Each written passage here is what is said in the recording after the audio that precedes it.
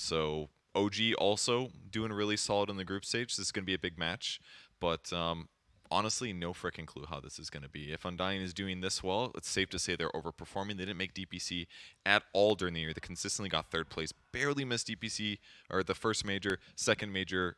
They didn't make the cut. They got third place again. So they were able to qualify through the NA regional, and clearly they deserve it if they've been doing this well so far. Purge and I were talking earlier as well that, you know, Undying, they were one of those teams that did not have a sponsor, and they were scraping to get enough money so that way they could go and attend their boot camp. But I think at this point, they're pretty I can much... double check. Give me the stats They here, basically Mr. they can't Purge. get last place now because they're still in the same group as Thunder Predator, and Thunder Predator is 0-10 at the moment. So yeah, like as long as you don't get last place, I'm pretty sure you get 800K for prize money. So yeah, that's good for them. Good for them. Very happy for them. They've been struggling a long time. It's tough to make it at times. But yeah, that's great. Indeed. What are they looking at, like 5th in their group right now?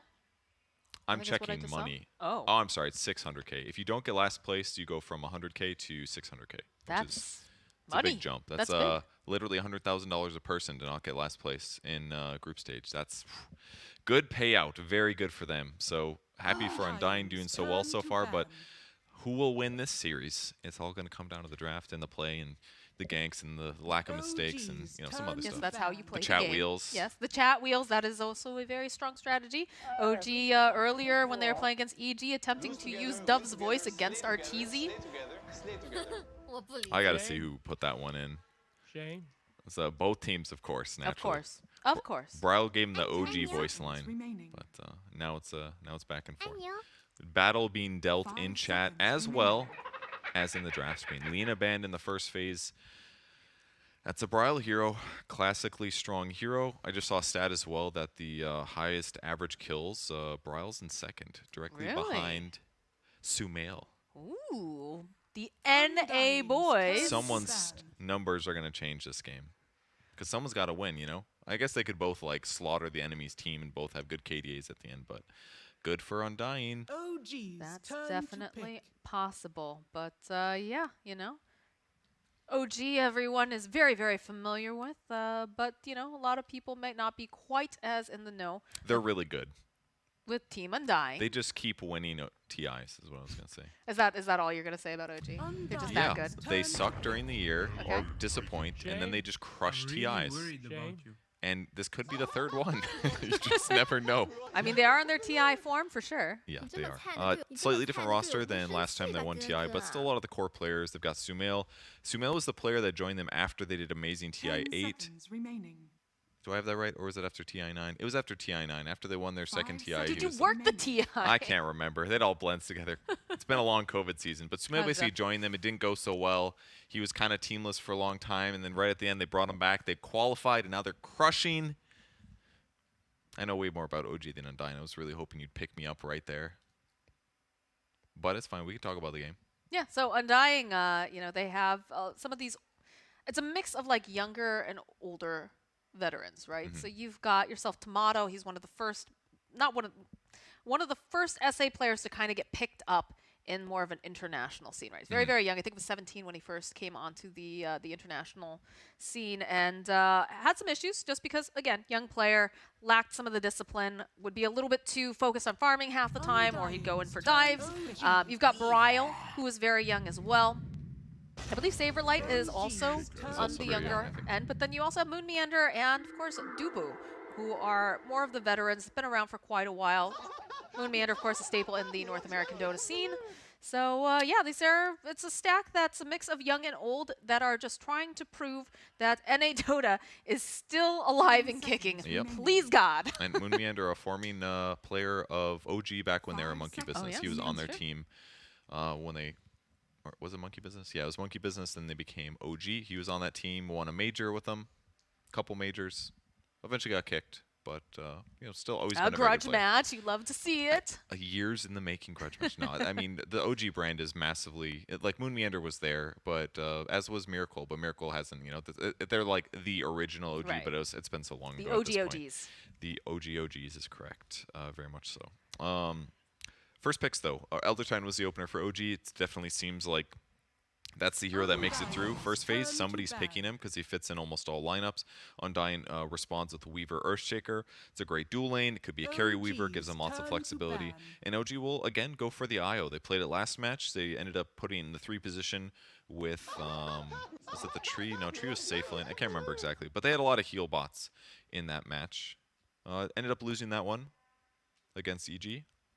But maybe this one will be different. A little bit of save there. We're already getting a slightly different draft as well for the other team. Earthshaker just super popular. I believe. I'm wondering now. What do you think? Is Elder Titan or Earthshaker the most picked between the two of them?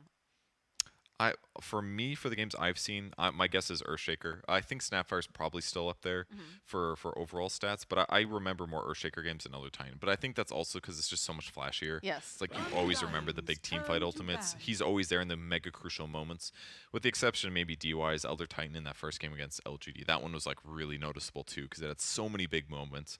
Or maybe someone Soxa played it as quite good too. But yeah, that's my guess.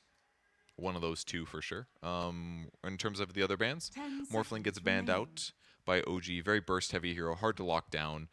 So it kind of punishes IO lineups in a lot of ways. He can usually escape, evading trouble. Also, the Earthshaker pairing, I assume is what you're thinking about. No, I'm actually thinking about the fact that Tomato loves that hero. Oh, okay. But yes, those all make sense as well, for sure. Definitely a comfort pick though for Tomato should they try to run it.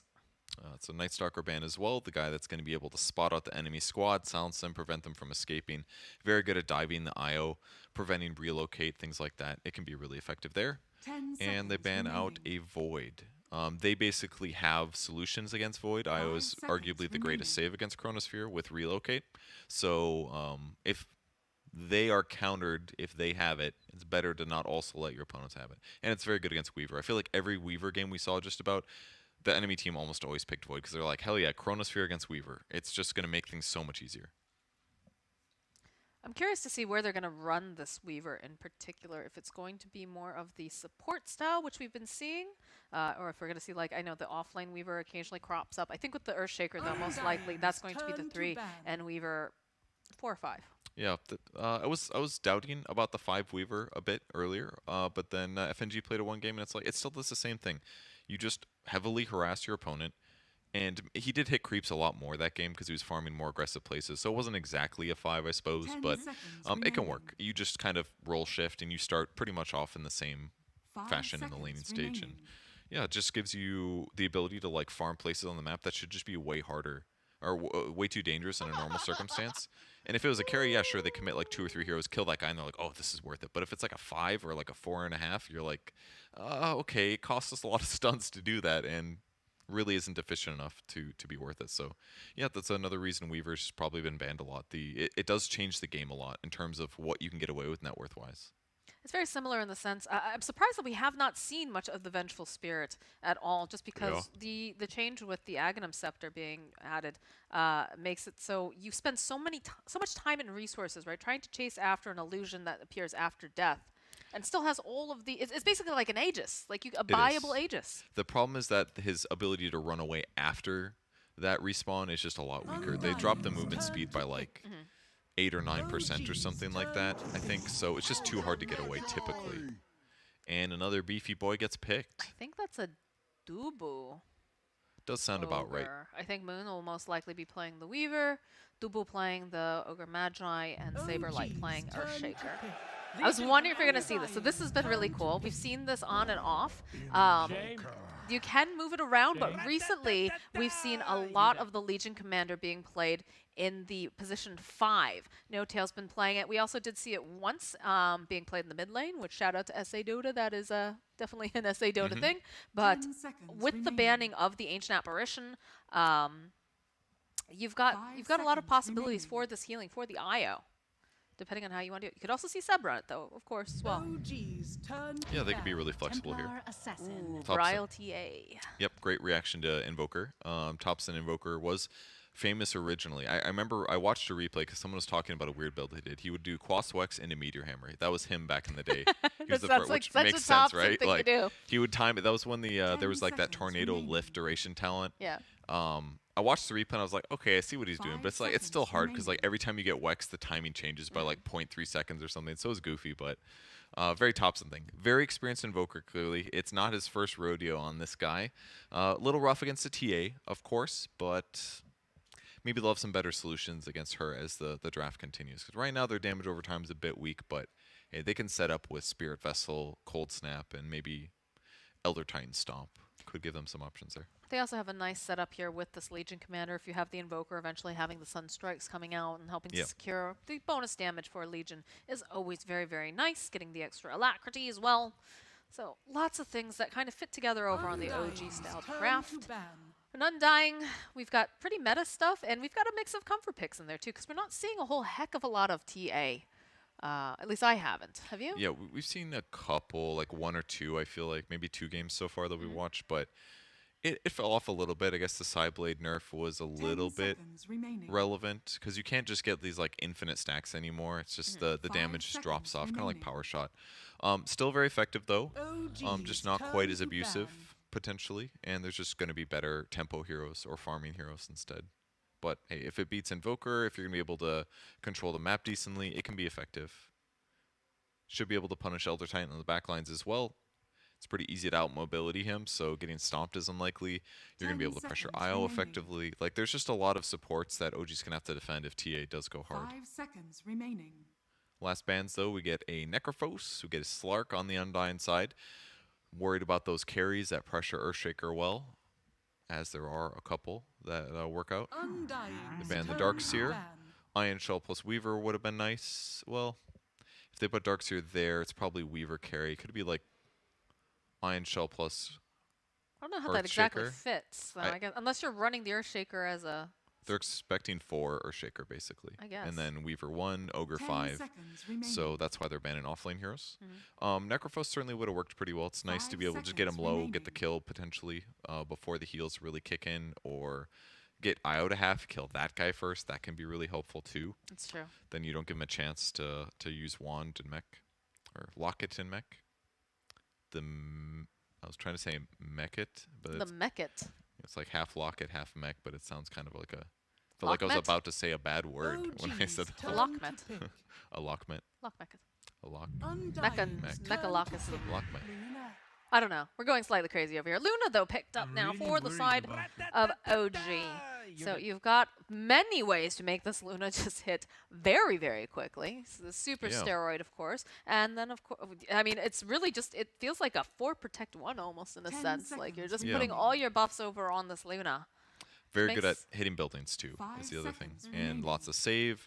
Once a Legion gets shard, can protect against the Earthshaker, set up for some kills, that kind of stuff. I like it. With that said, Undying's lanes should be quite effective. Like Weaver is going to be able to pressure pretty hard as a 1 against like Legion and IO.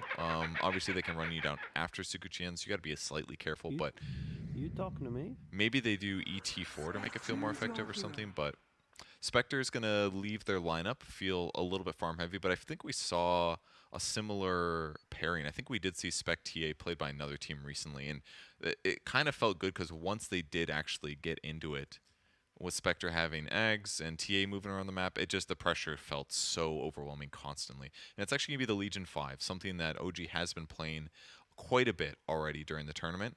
So that's going to be another 3 position for Seb here. Yep, 3 position IO did quite impressive things. I believe they did not win that game, They though, did not. right? Yes. No. But they definitely made it a huge nuisance, the fact that he was able to provide so much healing. And when you have all these other things to buff up the Luna, it is very much for the 4 protect 1 sort of thing. And even in the laning stage, IO plus Elder Titan sounds really scary. They keep pairing the IO with these like really strong right clickers. Attack speed on Elder Titan is amazing. He's going to have huge damage bonus. He's going to have more movement speed than normal, so he's going to get more hits in. And with his aura, he's going to reduce Spectre's base armor and magic resistance. They're going to out-trade their opponents without a doubt. The only downside is that Ogre himself, very tanky, so he kind of provides some of that same thing, that tankiness. He's the guy that wants to get ran at instead, so that Spectre isn't being beat up quite as much. But once again, I like the IO pairing that OG has for the laning stage. In the EG series, they really put a lot of harass into Arteezy's Ursa and made his lane hard. And that was part of the reason they got a big advantage for a long time in the game. They eventually dropped it due to nice team fights and play from EG. But if it's anything like that other game, we're going to see Seb and Soxa crush their lane. And I don't know if Spectre's going to be able to catch up as much. So hopefully that doesn't happen for Team Undying. Slightly related, but look at this ogre. I always feel so bad for this bird thing that he's riding. It clearly looks like it's in pain. It's a little distressed. Its eyeballs are very distressed. bugging out a little bit, yeah. It's extremely distressed, and he's just like dropping eggs everywhere too. Like it just, I don't know. I'm worried about it. Or in good spirits though, all of the voice lines are getting used. There's gonna be a lot of these. There's gonna be a lot of these, but they're the initial voice line vomiting is just happening right now, as per many of the usual games. Moon Meander just zipping on through here with the Shikuchi. Soxa's just gonna get a little damage here. Do have a loosened beam. He's gives him the damage. Gives him the damage. Oh. The fissure though. Ooh, Seb does have the tether. It's gonna be less than half health though. Yeah, that's why they do IO first, because in case he gets blocked off like that against the fissure, jumps back. So just a little bit of vision collection from both teams here. 30 seconds to battle. And the invasion's still coming out from OG. They're really just trying to do their monkey business, as they sometimes say. Taking down the ward. Nicely done. This is like by far the most aggression that we've seen pre-bounty rune Like spawn. I said, monkey business. That's such a BM line, Yuno's line. Is it? Yeah, it's like basically like your team must be really mad that you're so bad, basically. Ah, it's that one. Yeah. Yeah. I've seen someone describe it as like if you speak Mandarin, that's like the best one. I've heard good things about that. All right, let's see where the lanes end up. Luna plus the Legion Commander. Legion Commander, decent armor, especially with this Ring of Protection. Just going to trade hits with the overwhelming odds and the high movement speed. I mean, he's a 330 movement speed hero. This kind of makes sense that you could justify him as a carry, or as a 5-position hero, sorry. They're already staking their claim in the bottom lane with all their signs. Bryle playing up against Thompson. I'm sure these two have played quite a few pub matches against each other since doing their boot camp. See who can come out on top here. Doing good so far. Both of them just beating each other up all the time. It's about what we expected for this particular lane. I mean, TA's only got so much damage advantage over Invoker at level 1, especially when Thompson buys this many stats.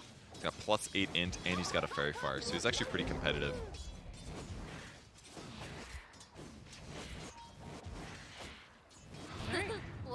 Very aggressive moments so far. He's gonna throw out a casual tornado. Back on the other side of the map, Soxa plus Seb just constantly punching Tomato. Tomato's at about half HP in the meantime. I mean, there's only so much that Dubu can do about this, right? Like, this is a Yeah. very aggressive lane. He can maybe, you know, he doesn't even have, like, any mana either. Yeah, that's the hard thing. Ogre does kind of burn through Ignite mana pretty quick. And the other issue is that they're not really casting many spells on the OG side. It's like once in a while he casts a natural Astral Spirit. It isn't like 2 or 3 spells per go. He's just going to come in and slap you with his ultra high movement speed because they got boots first on Soxa, so now they're just like, look at this. Every time like Spectre comes up and gets the last hit, he's getting right click like 3 times. That's a lot of damage. Whoa. That's a creep wave. He's Look at oh it. my god. But they're justifying it, right? Yes, they absolutely Feed are. a tango to Seb. Seb will eat the tango. And now it's just regen back on Soxa. So an extra 100, 200 damage there, worth it. Because they're going to get the regen back. Lose together, win together, slay together, slay together, slay together. We'll stack small camp as well. Soxa down for that. On the other side of the map, No-Tail pressured though. A little bit here. Is going to have to go back. Does have a salve, though, so he'll pop. I feel like the trading between the two has got to be pretty good considering. But Moon is being very, very efficient in these clicks that he's getting in on Smell. Clicks and taunts. Very good at this. So, yeah, you know, that's some warfare right off the bat. I like that Seb is decorated for Halloween. Is he? Yeah, that's right. All the spooky. Valve really planned that one well, right? Yeah. That's why they delayed TI guys by 2 months. It's for the Halloween thing. Excellent. Wonderful. Valve appreciates my birthday. Water rune not good enough for Thompson here. Doesn't need it. Brawl's doing pretty good, 13 and 3. It's basically even. Thompson does have 6 more denies actually. You know, this is one of the good things about Thompson as a player is that like even if he has these. Ooh, Saberlight is able to get that first blood. So even if Thompson gets these bad lane matchups, he's still good to go.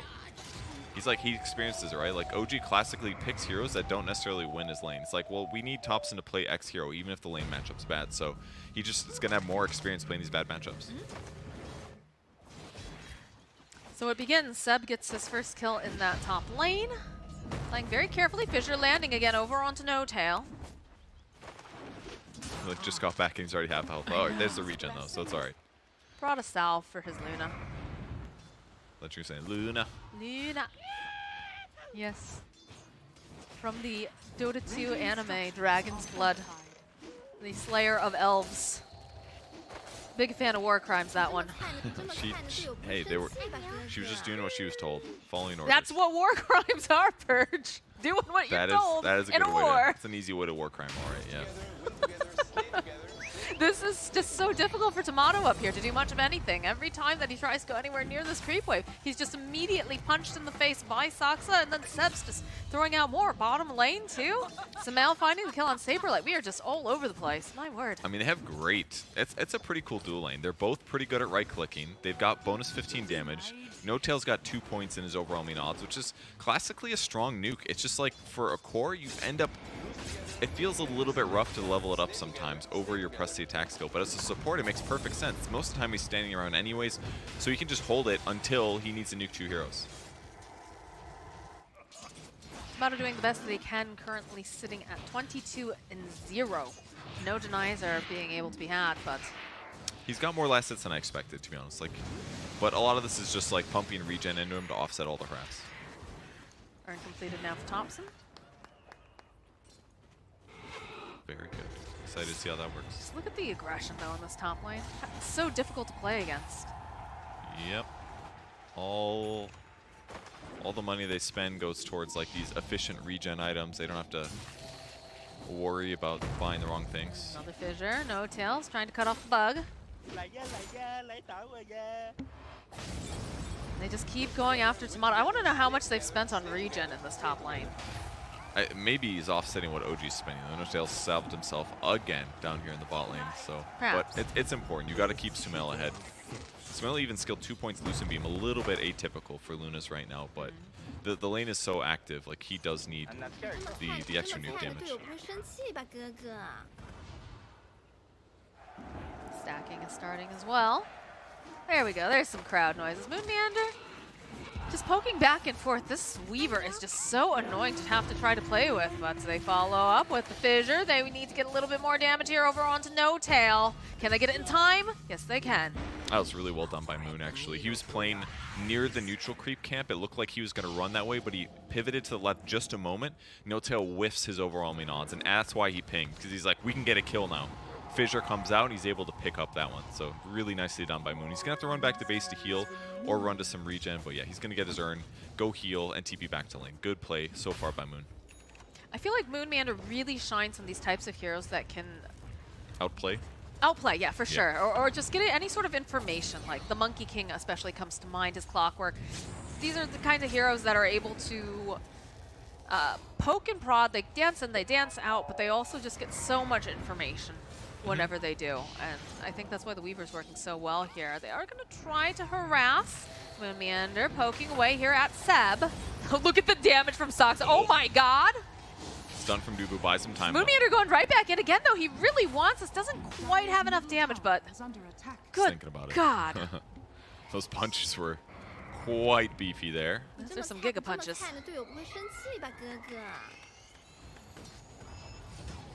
Saberlight running away in this bottom lane. Took a lot of damage, but if they don't have the final Lucent Beam to go and close that gap. Radiant's middle tower Still is fine under for him, though. attack. I feel like this is one of the few times the Weaver rotation hasn't succeeded, but the fact that OG ran at the exact same time was successful, and they probably anticipated the retreat. He was low HP. They're like, he's going to do a side gank. Seb might be in trouble this time, though.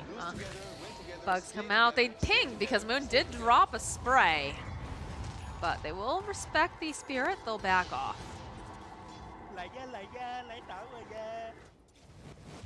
Everything fine for now. A lot of rotations heading toward top. Some they're going to change.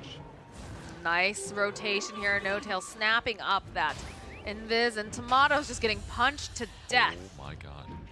Moon Can Meander, Seb get he out? wants Seb. He can't do it fast enough. It's tough. Only level 2 Scucci cooldown's too long here.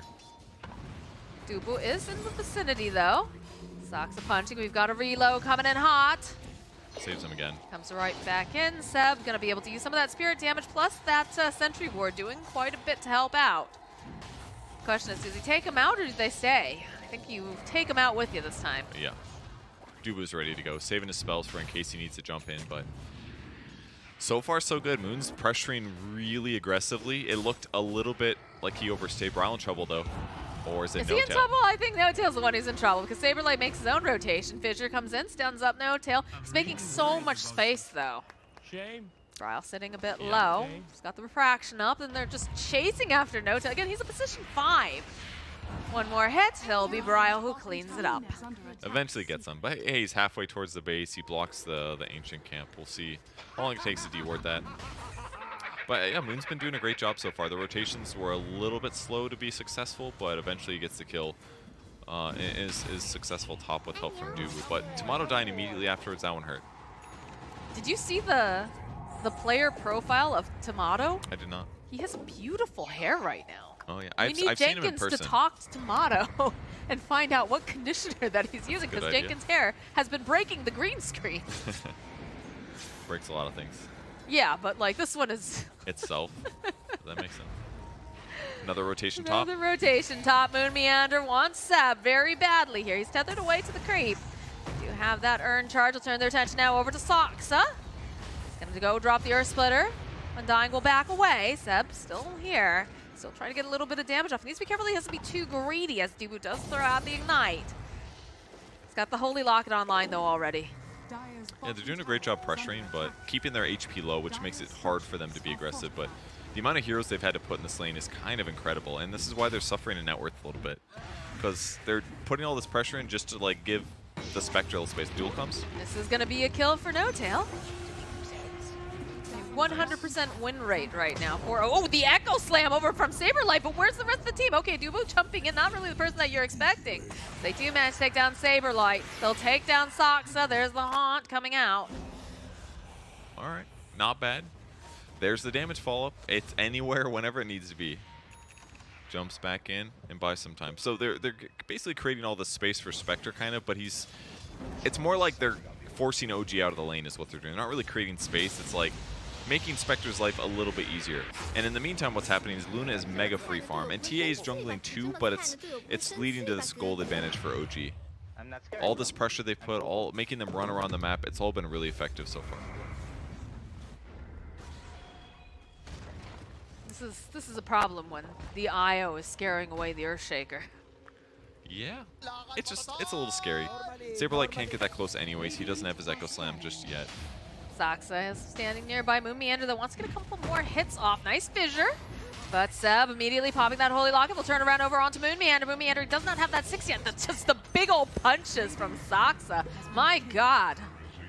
It's plus He's 250 even going for this damage. dive. He wants Saberlight. He's going right underneath the tower. Bottom lane, they go in for another duel. Don't quite manage to get the victory. Brile will get the kill before eventually falling to Smail. No Tail's very happy about that one for sure. The space created for Sumail once again. He's going to head to the jungle with Ayasha, and he's just still been hanging out in his lane. He's got 3 kills now. It is not normal for your carry to be able to stick around this much. Definitely not. Immediate stun coming out from Dubu, followed up with the sleep though. Sox in the vicinity. Moon Meander throwing out the bugs.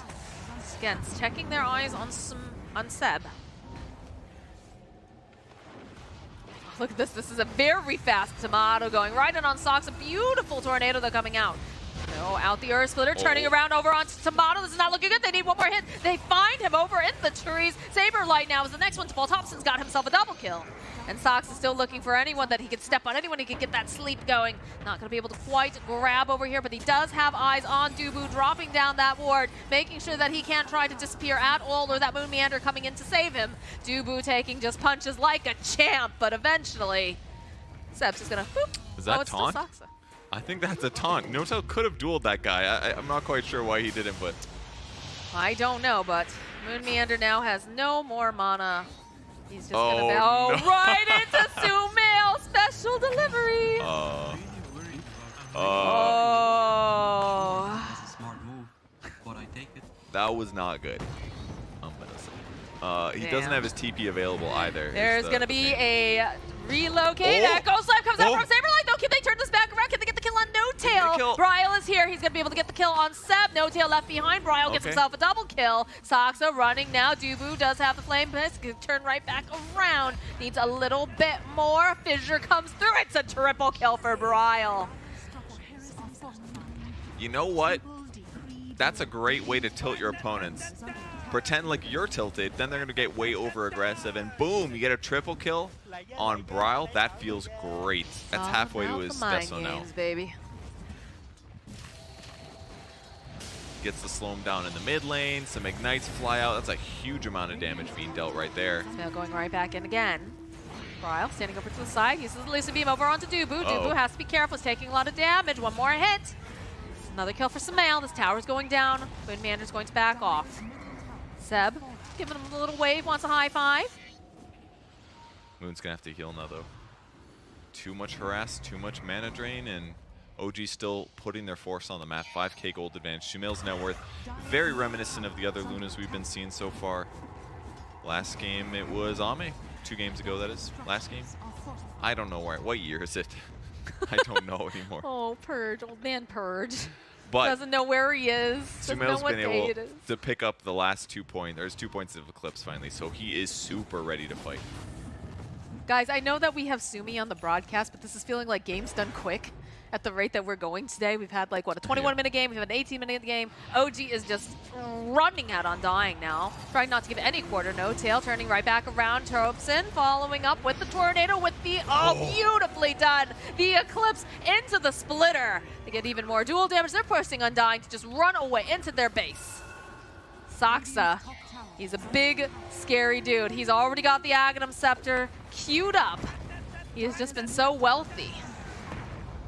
Stomp comes out again. No Tail, they'll follow. That's a very dead Saberlight. They're coordinating so well here. And that's a very dead tower. They just sit No Tail in the front. He gets gone on a bit, gets one press the attack off, which is already going to be pretty great. It's going to stop probably like an ignite, maybe something else. And then they just turn and duel. The great Tornado from Topson covers them. They're just playing around each other so well. The synergy is just on point today. It wins them the laning stage with the Legion. Then they get to this mid-game period. Look at all these buffs, dude. Look at the buffs on this Luna. There's a few here. Good amount of physical damage from the ET done, clearly. The Earth Splitter was excellent, obviously, but yeah, duel against TA, that's going to make things so much easier. They know they're in the pit. They can't get there fast enough. Yeah, there's no... I hate that Elder Titan's thing is called Earth Splitter Why? because they're split Earth on Nobody Shrek. wants Aegis. Nobody wants Aegis. Oh, God. All right, The they're not, BM. surely they're not shit-talking, right? The BM. I don't know, bruh. I Did Sumail think he picked it up? No. It's still there, guys. It's still there. Go get yourself a free Aegis. They're trying to make the game easier for you guys. History in the making. Nobody has noticed yet. I don't think. Tomato, maybe? We'll see. They're like, where the heck is it? All right, we got a Roshan camera. It's like one of those auto... Come on, Tomato. Come on. It's like one of those auto things where you just think like it's going to be okay. Sox is making his way back to the pit now. I think they realize. Oh. Slay together. Free Aegis? Under attack. Excuse me? XD them. Oh, thank God. That was the very value XD. That was the, yeah. Oh, That's man. going to be all over Twitter now. Oh my God, they forgot. They just- left the Aegis. They go in for the duel, though. That's more victory damage Guys. for No Tail. Position 5, Legion Commander, by the way. Sometimes you win TI twice, And and then sometimes you you just forget to grab the Aegis. You know, it happens. You're just so focused on winning and saving time that you just have no time to think. And do they need it? No, but maybe. We'll see. There's Splitter over here on Saberlight. Topson Echo Slam gets used just on Topson alone. You can feel the frustration coming out from Undying. Another couple clicks. Topson is on a mega kill streak. What do you do if you're against OG like that and they don't take Aegis? Do you think they're messing with you? Like, oh, this Yes. is gonna be a trap. Like, Oh, yeah. it'd be scary, right? I don't know. They're showing up in lanes. You can see that they're clearly not there. Yeah, I mean What are that's they all it going to took. do? They're off the map might have been a bit too scary, but hey, that gave Tomato some nice time. Next time they kill him, they're not getting golden experience, and he's coming back. They got to kill him twice.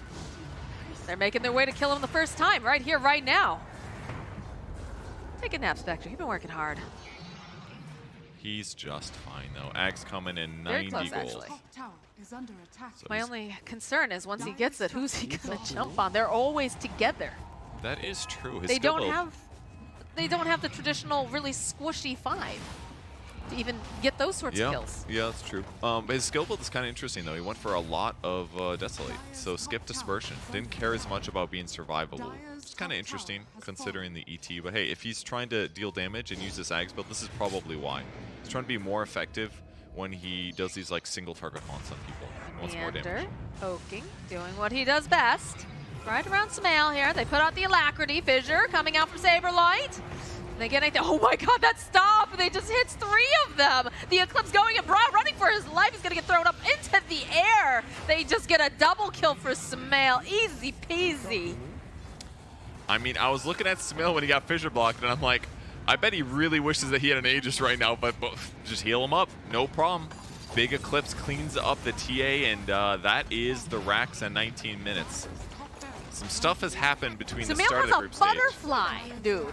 That's a good item. It is. They give up. They just call GG. What can you do at this point? You reset and you come back You know what with a that fresh is, attitude. guys? Aegis win rate, it's not 100% anymore. Was it already 100? What? I'm saying that the team just lost with Aegis, Yes. and that does not happen very commonly That in is the fair. history of stats. It happens in pubs sometimes because it's like you Yes. got the guy that gets Aegis and he's like split pushing, his TP gets interrupted, you're thrown or whatever. At TI, I wouldn't be surprised if that's like never happened before. Maybe it's been like, it's like dying with buy, it's like losing the game with buyback kind of. You know, Yeah. it's kind of similar vein. So, what a fun game. Awesome plays by OG. We got to see the Legion 5 in person live. And once again, the IO combos, OG's doing something different with it. A lot of other teams, they're picking IO and they're kind of like, hey, we have IO, we're healing our carry. OG's like, we're going to do some sick dual lane with IO +1, super synergistic, and crush our lane. And that plus everything else they're doing is just giving them this huge advantage. So props to them. What a win. Is this a situation where you think IO needs to be banned? Yeah, I mean, this is how you win TI. You abuse heroes way better than other teams. And So you then make the meta. So then you set the meta, and you're forcing teams to ban in first phase, and now there's other heroes that you get to play with that give you more tactical advantages. So in some ways, yes. In other ways, uh-oh, for everybody else. Uh-oh. Yeah. All right. Well, OG's going to win this game in convincing fashion. 19 minutes and 33 seconds. So we're going to take a short break. It's a little bit shorter than this game, but we'll be back with the second game of this series.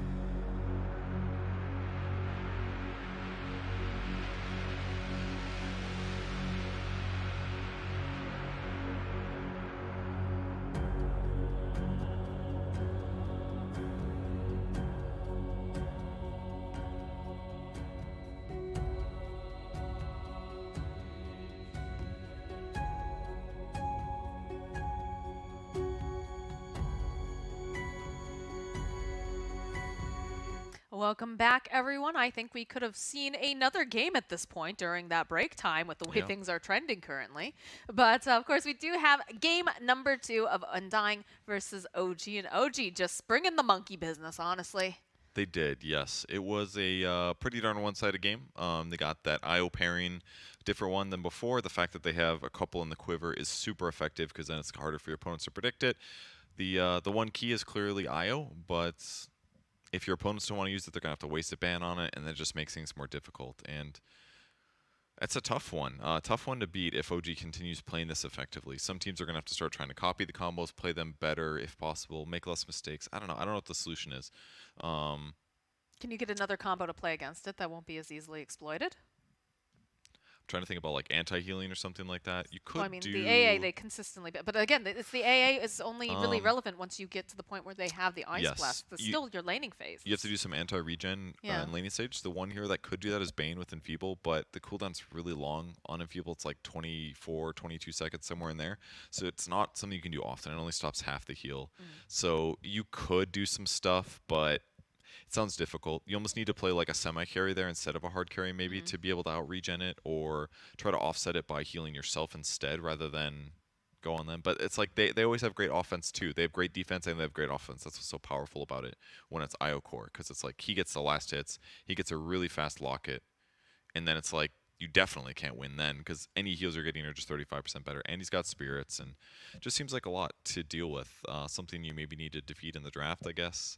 I think you just can't let them have IO. I mean, I know that opens the doors for other possibilities, but this IO just seems way too strong because you could ban the Elder Titan, but you still have the IO, and you can pair so much with it. The Slardar, we've seen a lot of, like, there's so many True. options.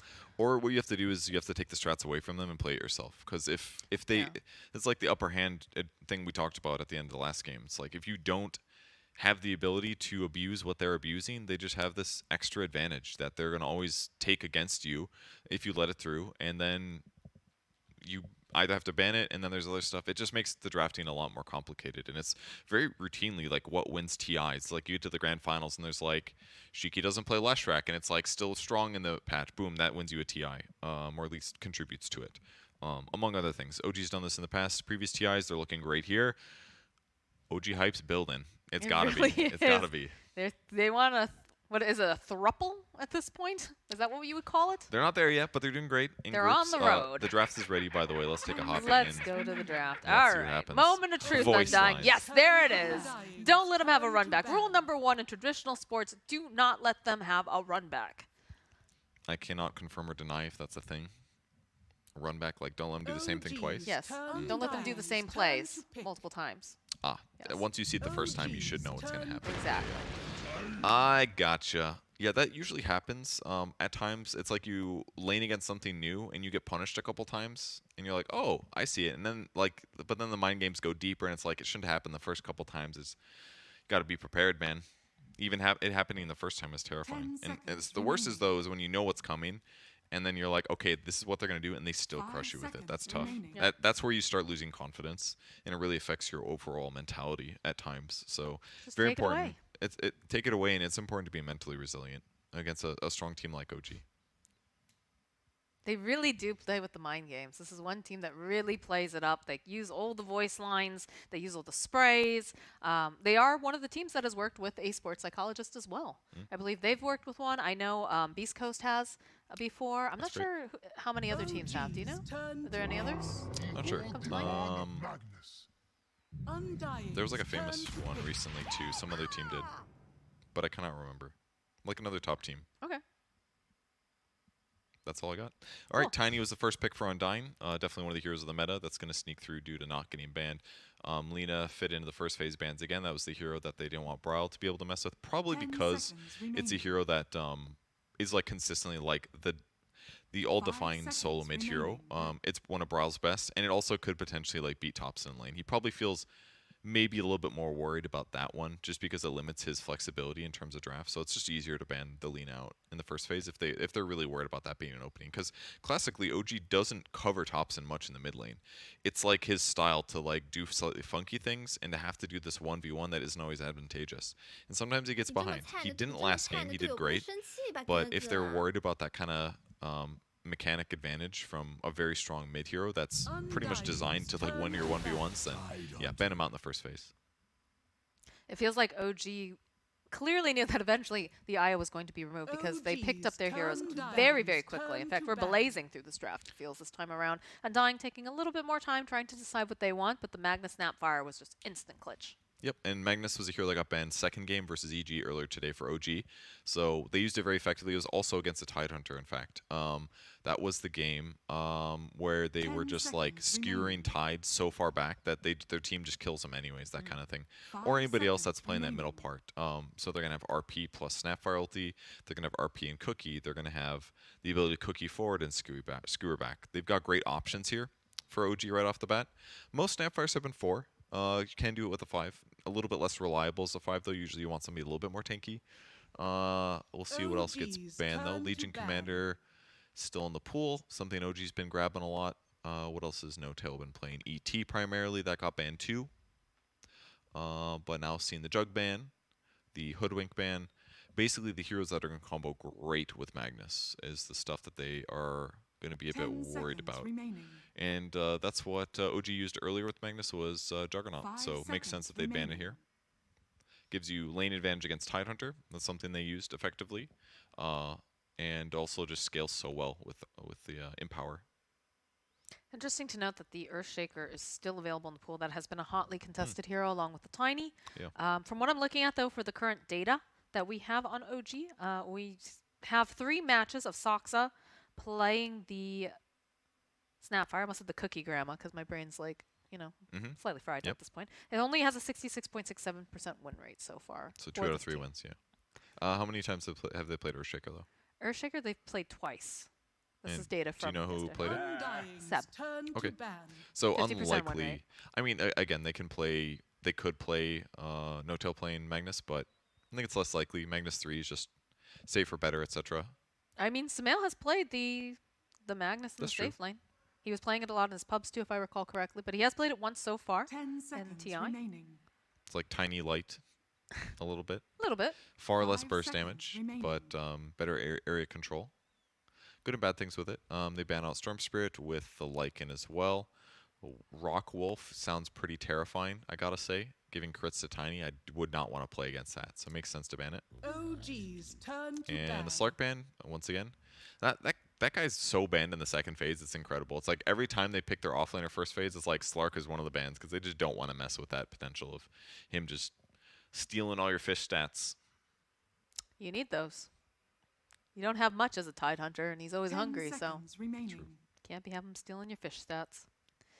Storm Spirit, 5 another popular seconds pick. Again, remaining. this time going to be removed. Not going to be picked up for Bryle.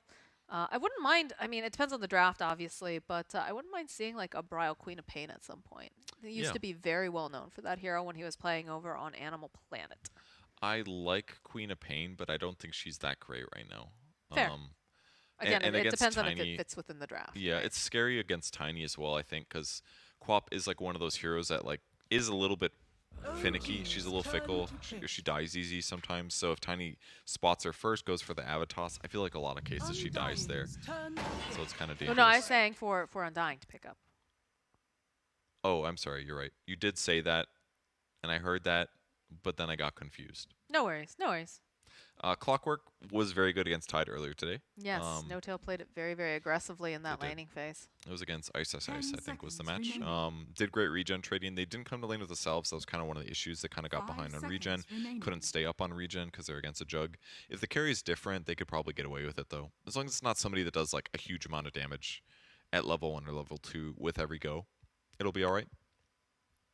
But OG gets to delay that pick until they see everything from Undying here. So I feel pretty good about their chances right now. Again, the Tiny combo is still, like Tiny carry is still pretty scary right now. So it's not terrible for Undying in this moment. But probably Mag Snapfire, Clockwork 5, and everything else is up in the air. Undying really taking the time trying to decide what they want to add in. Again, with that Tidehunter pickup, most likely going to be in the off lane. It does have some flexibility, Undying's but turn I to can't pick imagine. Okay, Mirana. so they go for the Mirana. And their namesake. There Okay. it is. They did it. They said the thing. I know that Double really enjoys playing Marana, but I have a feeling it's going to be Moon Meander. And Moon Meander, Yeah. I believe in the past when we've seen him play Marana, he snipes every courier. 10 seconds That man is remaining. unstoppable when it comes to that. Yeah, he should be good. He'll be able to lane, guarantee the tide 5 onto a bit, just seconds arrowing the remaining. range creeps. Undying himself, I mean, there's 3 strength heroes on the enemy squad, so basically no matter where Undying lanes, he's going to have good lane advantage. It doesn't matter as much later, it's not like Timbersaw necessarily, but in the laning stage, dropping their damage by 4 and 8, for example, is just going to make last hitting harder, give you a bit more advantage there. Death Prophet gets picked though, and I do like this. Percentage-based damage is great against Tide, Tiny, Undying. Silence is really good against a bunch of these heroes. You can have some burst issues, so he's got to be a little bit careful against Tiny, but and they have to worry about like 10 seconds Avatos into arrow kind of stuff. But I do like the Death Prophet. It's a good way 5 to seconds damage remaining. towers. And they're going to get the last pick from it, and they still haven't really revealed that much. That's super counterable here. Tombstone's pretty good though, but they've got Snapfire. That's the only downside about the Undying pick, but That is true. They definitely want to get that lane dominance, picking up the Undying. And like you said, super effective when you look at the lineup of OG.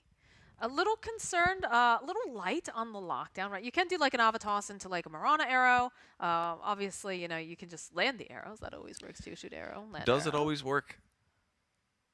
It doesn't always work. Sometimes it works. We'll just get good Purge and then it'll always work. Yeah, and look, I'm not a good Marana player, but it is clearly very hard to land OG's arrows on turn pro to players. bat. They are so ready for that all the time. Undying They just turn don't to get that bat. absent-minded that often. It's not often that you just get hit with an arrow, Yeah.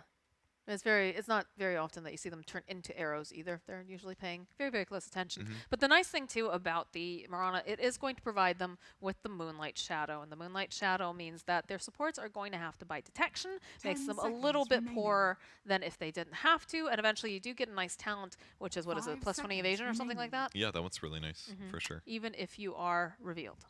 And they're going to have a right-click hero due to the Magnus being in the game. Undying But, turn to pick. Ban Anti-Mage, ban Void, good heroes with Empower.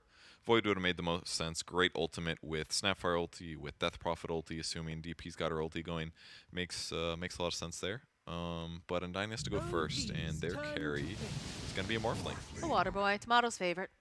Lots of burst damage, lots of survivability if they don't have the hardest stuns. And yeah, with just like a Manta or something, he doesn't have to worry about Clockwork at all, pretty much. Snapfire is not too much of a worry generally either, outside of like ulti situations. 10 I like it. seconds remaining. So what's the final pick then here for OG? What is, 5 are they going to run, seconds I remaining. feel like they're not going to run the Magnus as a 1. I think they're probably going to run it as a 3 at this point. Which then leaves the doors wide open for Sumail. Yeah, and they can be flexible in their lanes as well. This kind of shows Tiny mid potentially, since Morphlings pretty much always go safe lane these days. If Now, it's don't forget Tiny Tomato mid, used to be a mid player. that's true. I mean, I'm sure he's capable, but Flexibility. I have a feeling it's not that fun against Death Prophet. Oh, baby. All Select right. your hero. All right. Who's playing this? Sumail's playing the Magnus, Thompson's playing the Tinker. I Okay. saw this in his Dota buff details. I saw this in the stats that were provided. Oh, dear God. Interesting. You The talking to disables. me? The disables are not the best for shutting down a Tinker. You're gonna have to like catch him with Tiny, who's your 4, doesn't get blink for a while. You're gonna have to catch him with the Ravage, Really worried about or you're gonna have to land an arrow. Like if you fight him into Tombstone, he's gonna get some zombie spawns, and maybe those will break his blink dagger. But it does look like a good Tinker game to me. And yeah, they're gonna put Seb as the offlane, and it's gonna be Sumail Magnus. Dude. So They have such potential to have the biggest little draft. what does that mean? Biggest little means like Dubo just keeps getting like decay. It gets massive. Or, Shrink Ray with Tinker, just tiny. It's like lots the of- Alice in Wonderland game, basically, here that's that true. they could run. Not saying they will, but the potential is there. That's true. Oh, I'm sorry, it's Braille playing Tiny? I'm sorry, I got confused. It's tiny core. I don't know where my brain was there. Are you okay? No. I need more fluids and food. But it's okay. We got this super sick game. I'm really excited, actually. I don't need that water. Don't I gave you a bottle like a good support. Take it. I'm gonna put it on my side of the desk. I actually do need one. Yeah, see? I don't have one. See, I'm a good support. All right. I'm interested in the OG draft. The Magnus carry can absolutely work if you just don't die that much. You just end up eventually carrying the game because he's always going to farm really rapidly. So I like what OG's going for here. Look at that beautiful Look hair. at that hair. It's wonderful. Jenkins has to talk to Tomato and find out how he styles his hair. There's actually so many more pro players now that have long hair. I think COVID is part of that Is that- because yeah, you're they probably- stopped going to get their hair cut and they're like, huh, I can rock this. I can look good. I mean, No Tail, for example, has beautiful long blonde locks. 你这么菜，你的队友不会生气吧，哥？你这么菜，你的队友不会生气吧，哥哥？ I really love that voice line. It's a good one. Browl checking for ward. Nothing there yet. So they know no position here from OG. You talking to me? Moving around, Sumail going for a complete safe lane, running right away. Oh, he's there to cut trees, I guess. He doesn't want to have to worry about Mirana. And that's kind of a smart thing to do. Just cut all the trees so it's easier to see where Mirana's about to arrow from. 30 Makes seconds sense. to battle. Less cover. Good luck with the tongue sticking out face. Well, everybody's in a good mood. You love to see it. Hopefully, you know, we're not going to see any more Aegises being left in the pit. You talking to Unless me? it's on purpose. I think it was on purpose, honestly. You talking to me? Probably. We'll find out later, I'm sure. There's no way OG's going to be able to hold back from talking about it. 你这么菜，你的队友不会生气吧，哥哥？ Ooh, subtle flame sassy purge. I like it. I mean, I don't blame him. People I are going like to it. ask. They're going to answer. Like, They do love talking on Twitter. they do. Yeah. But it's great. Like, I love listening to their interviews. They're willing to, like, share their thoughts and stuff. I think that makes the scene more rich. As long as it's out of the DMs, everything's fine. Bryle just going for this little block over here, but Thompson, man, look at this block. It's a good one. Dang. Little advantage there. And the crowds go wild. They're hyped for this match. NA again versus EU. This one a little bit more NA than the last one.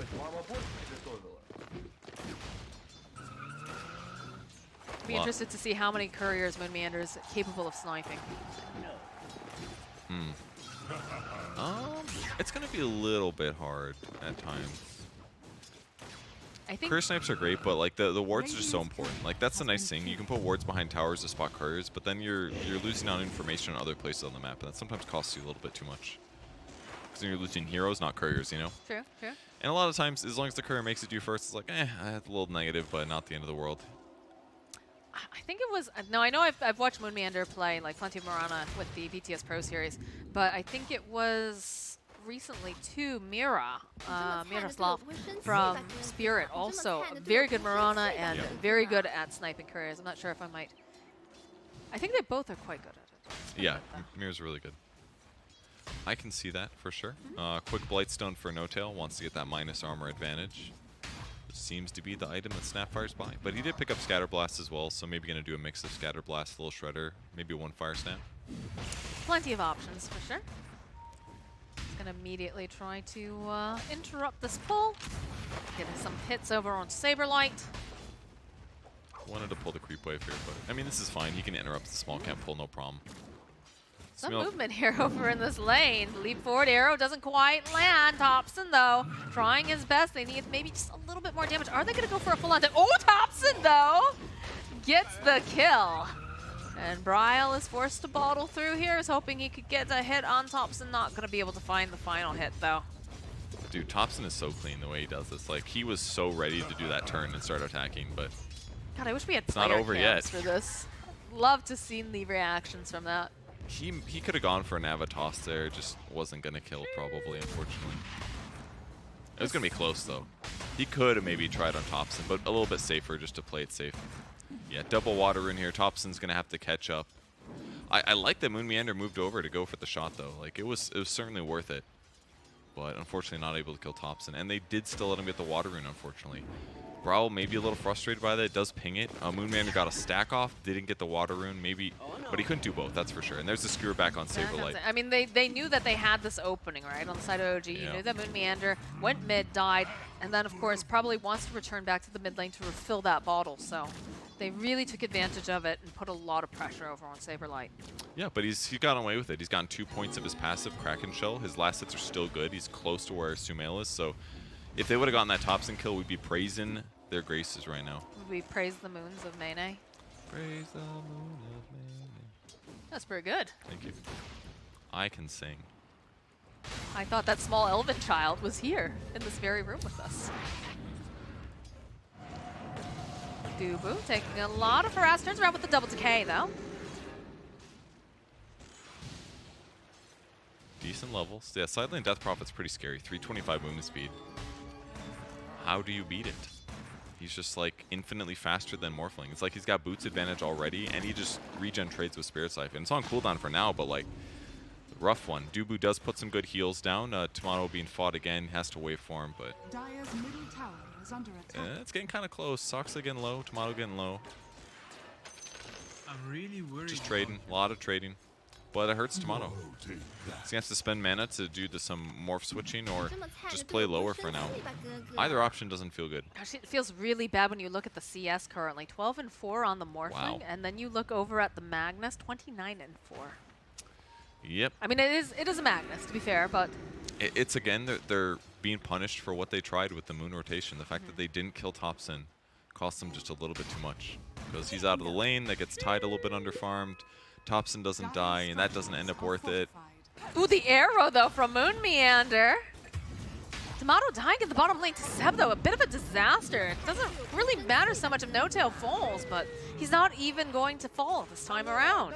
Dubu's getting dove here, throws out that Soul Rip, but they have the Spirit Siphon. He's trapped with the creeps, he's trapped with Soxa, he's trying, but he's not gonna survive it. Undying, not living up to his name, as Tomato is indeed back. Soxa sitting a bit low. He's going to have to walk away and regen. That one sucked. Well, he didn't play bad, but unfortunate for him. He jukes to the right, then he gets trapped in, so he's taking full creep damage, full heroes. He got a great double decay, but it was not enough to keep him alive. No Tail now zoning Moon from the easy arrow target, and this is actually very costly because he's going to have to go heal now. Oh. Okay, Soxa just assigned to Suicide. Over to Tower, makes sense. Wants to come back with full mana, full health. I'm really excited to see Soxa play Clock. He's historically excellent on the hero. If he can land, get good farm. I mean, we'll see in Eggs maybe. Now they're punishing No Tail finally. They're sick of him messing around in here. And that actually solves Moon's regen problem. Just get a kill and you get an earn charge. There so. you go. It's just that easy. All right, brings the Sentry Ward because obviously he's there for a purpose, and yeah, instantly gets the D Ward. Nicely done for Undying to recover that. Leaves the Bounty Rune for Brile. Tomato's just having such a terrible time in this lane. My God, 18 and 8 CS to 44 and 4 on Smail. That is a huge difference. I'm like looking at. I'm like, what's Cookie that profit? hop onto Saberlight. The skewer back underneath tower. Does have the Ravage. Oh, the arrow though coming in does manage to go and land on Grandma. No Tail throwing out the Scatter Blast. They go for the Ravage. They'll be able to collect. But now they don't have Ravage. It's okay. He got a kill. Absolutely worth it, genuinely. He just got it. He used it. He got a kill. That kind of advantage is good. He's going to pull these creeps together and continue farming. He's getting a second earn charge as well. Like, he's not too upset about this. When you talked about it, lamented about Tomato's last hits earlier, I was like, it's not that bad compared to Death Prophet. But you're right. Like, that difference between him and Sumail is big. Arrow lands top. Actually, Moon gets a solo kill on Sumail. Oh, let's go, Moon. So you can just land arrows. Yeah, it turns out You can just be that good. Wow. What a huge kill there. 44 last hits and 1 death. That was so big for him. How much gold did he get? 321. Huge. Almost level 5 now, too. Man, we were 1 digit off from the Mimi number.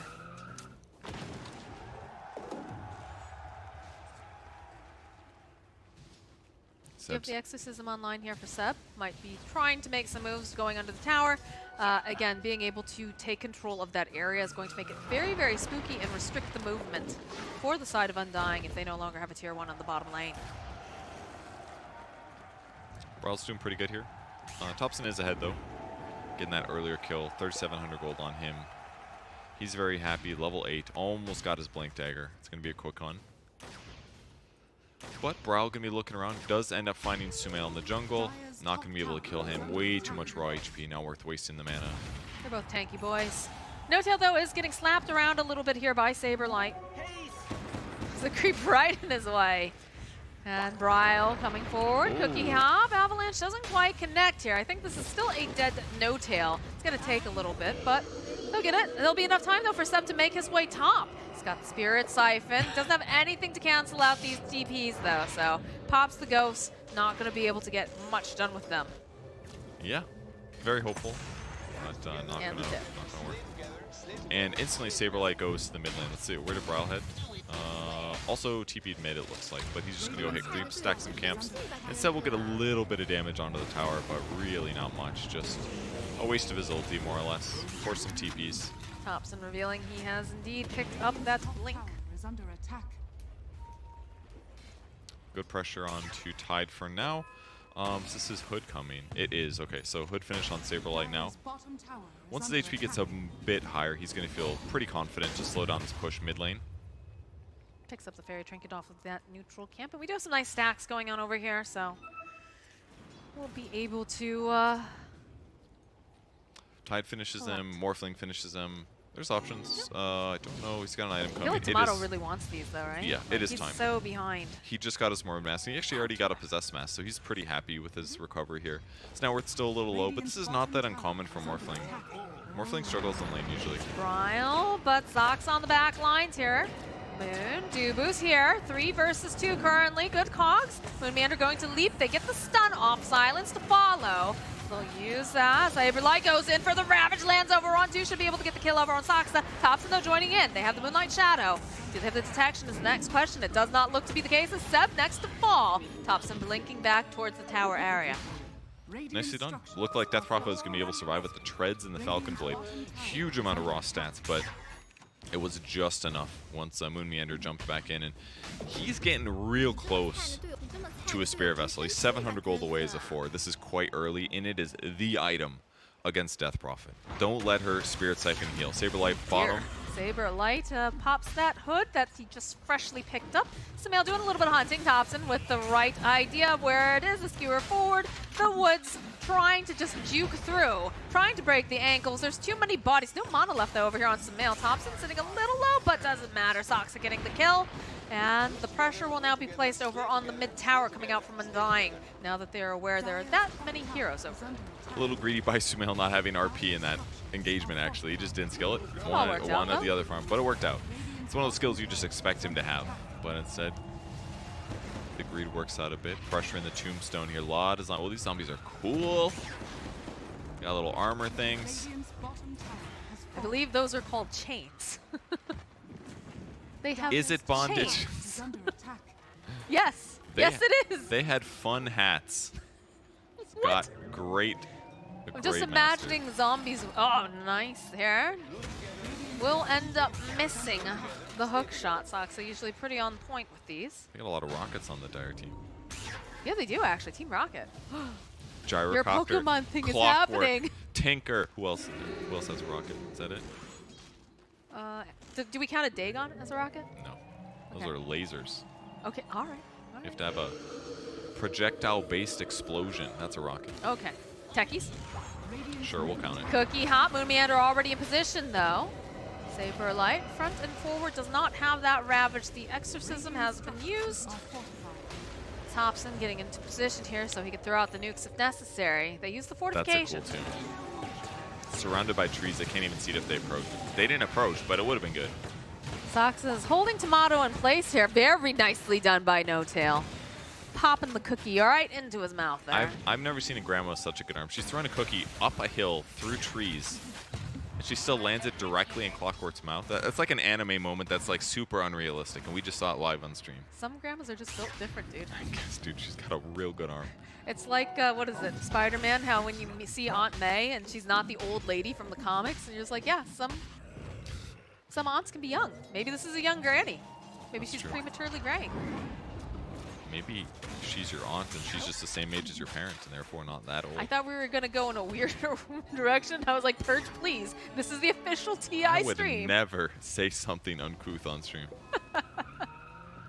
Smoke coming into play here on Undying. They are on the hunt, and they do manage to find themselves a Saksa. So that is one little robot who is not going to be on the map. Yeah, it's kind of the goal though, right? He front lines a little bit, protects Seb as a result. Needs to buy time for Seb to get BKB. Once he's got that, he's going to be feeling a lot better. But it's just so much burst damage. He hits creeps for now, and despite OG being ahead, you know, it's like a rare moment where they do want to play a little safe for now. And once again, there's the tomb placed down. Thompson blinks right, it's still dangerous. Yeah, they've got the Ravagers, 3 surrounding. Saberlight though, silence lands. They have the vision, they have the dust. Bryle hiding over in the corner. Saberlight says, please don't block me in. They rip down the tombstone, all 5 of OG responding to that push. Arrow does connect over onto No Tail. Uh-oh, Thompson? Ooh, he is very, very dead. Sox is back in action. Dubu next to fall. Cookie Kisses coming hot. The perfect Nigma line. I'm not sure if this was a smart move, but I take it. It's never going to get better than right there, guys. Little YOLO, but they got a kill out of it, and now they're just going to get a tier 1 tower without using Exorcism. Really? Great job, Thompson. Arrow gets dodged, tower's low. Still managed to get the tower.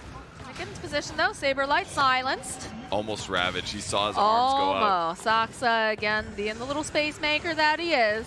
Takes that Spirit Vessel on the chin, is getting chased. There's a toss-up with the Mirana Cat Lady through the air, and there is the final hit. Nicely done. Toss him in for that last Starstorm for the kill. And Sumail, man, he's so tanky. 2,200 HP at 15 minutes. He's got his Blink Dagger finish. His net worth is, you know, a firm 3,000 gold over the enemy carries. And that is why he's a safe boy. Safe Rhino Centaur. He's a large lad, as we say. Large. Large lad. The dump truck. The lunchbox. He's now being ganked, though, by Undying. Arrow perfectly set up, and all of a sudden, not looking so sturdy when you have that many heroes on your booty. Top lane again, Saberlight. They really want this tower. Seb goes for the Exorcism. They'll use the Ravage. Sox over on the side. They could use maybe a little bit more help. That silence, though. Arrow's not going to connect. No Tail collapsing over on the side again. Lasers being thrown out by Thompson. They'll be able to get Saberlight. Can they grab anyone else, though, is the question. These Rockets are chasing after Dubu. Avo must be so happy right now. I know, right? It's catchy. It's musical. Arrow, not going to make it mark, but they do manage to get some more rockets being tossed out over onto Dubu. Bryle trying to make a play here. Can they burst down Thompson? Huge Yeah, they'll be able to find it. The follow-up from Soxa. They go in for the RP. They want to get rid of Moon Meander. They want to get rid of Tomato, who's also over in the vicinity. He is silenced currently. They do not have the tanker.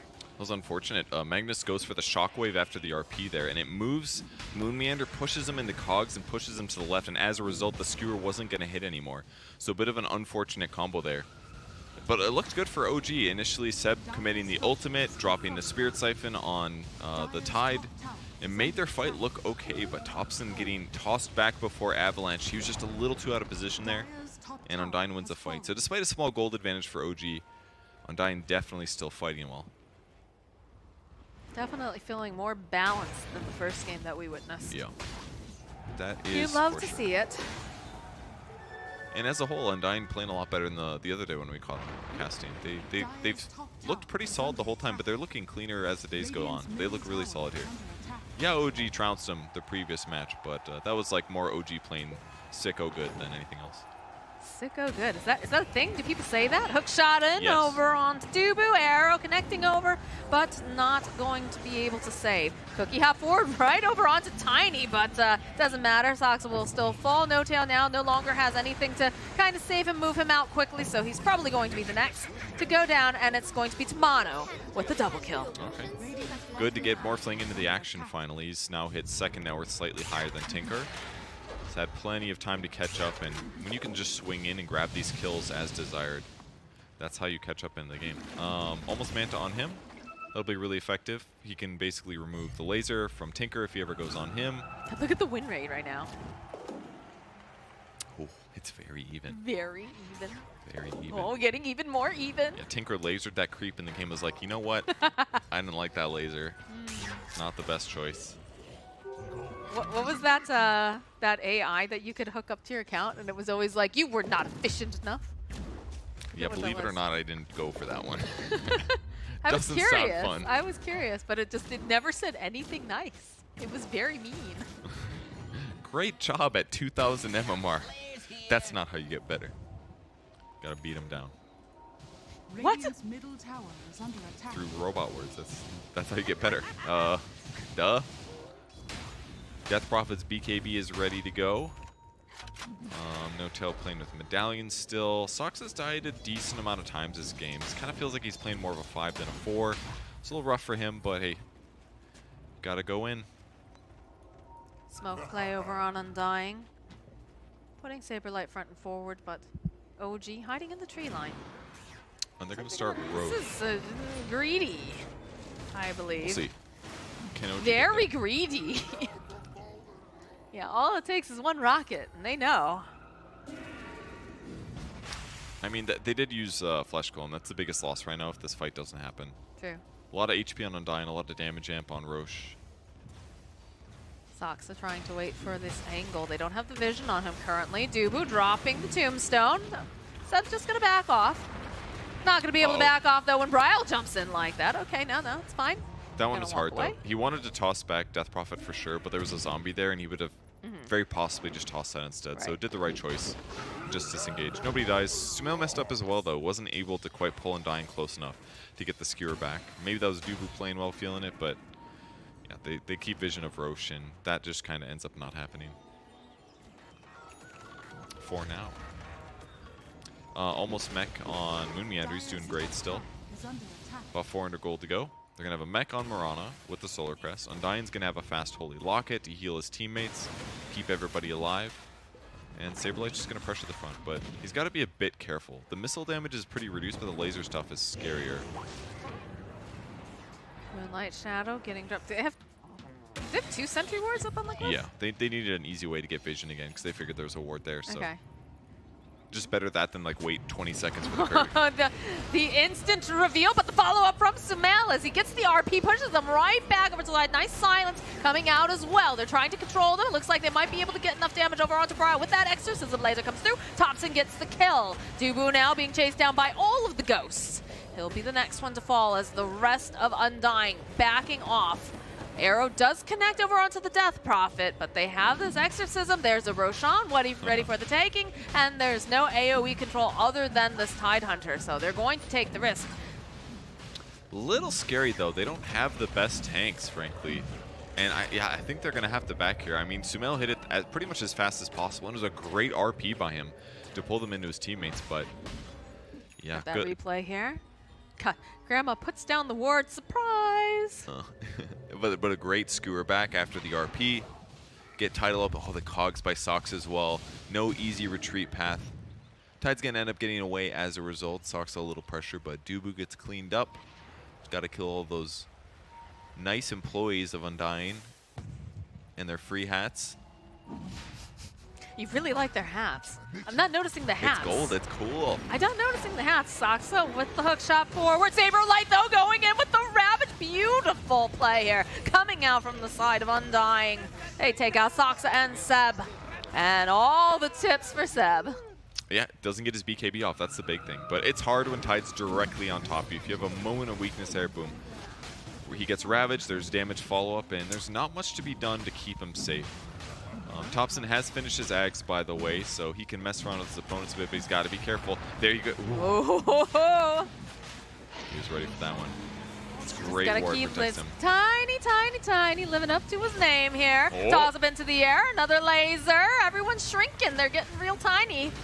And Saberlight here is going to need some of that healing from Dubu. No tail sitting very low as well. The skewer back over onto Sumail with that BKB. It's fresh. He wants a kill. He wants Dubu. No tail will be able to find it. Another shrink coming out over onto Moon Meander. No lead. Moon Meander. Oh, he gets stuck up on the cliff. and they get the kill. Really good fight by OG. Once again, Sumail just doing the good skewer stuff. He had some misses the first early part of the game, but these last couple have been just huge. He doesn't let Undying retreat together. He keeps pulling them back out of position. And this is the scary thing about playing versus Magnus, but the other scary thing is that Sumail just farms fast normally on any hero he plays, right? But now it's like you have this great gap closer, you can pull them out of position, you're tanky, you do damage. He doesn't have to rely as much on comboing with teammates because he is a carry instead of just like an offlaner. So it's like, there's just more opportunities, right? Wherever he is, there's a threat, and he can pull them out of position while farming.